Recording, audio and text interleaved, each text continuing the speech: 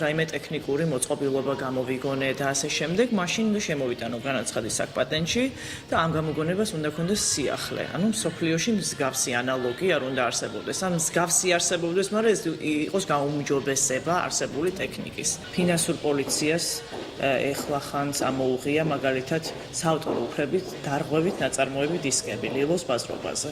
იყო დარღვევა და მივიდა და პირდაპირ კონფისკაცია მოხდა ამისი. საკპატენტის მეშვეობით შეუძლია პირს სხვადასხვა ქვეყნებში დაიცვას თავისი გამოგონება. უბრალოდ საფასურებთან არის დაკავშირებული, ანუ ძვირდება ქვეყნების რაოდენობასთან ერთად.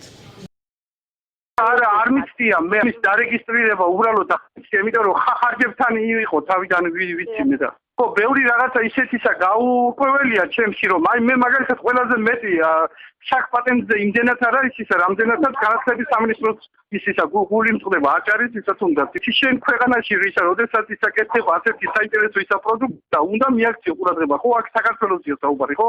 აი ის ისა როგორც ყოველი ამ ამერიკელს იცავს ამერიკის ისა კანონი, აი ასეთი ისა ვალდებულებას ფიქრობ.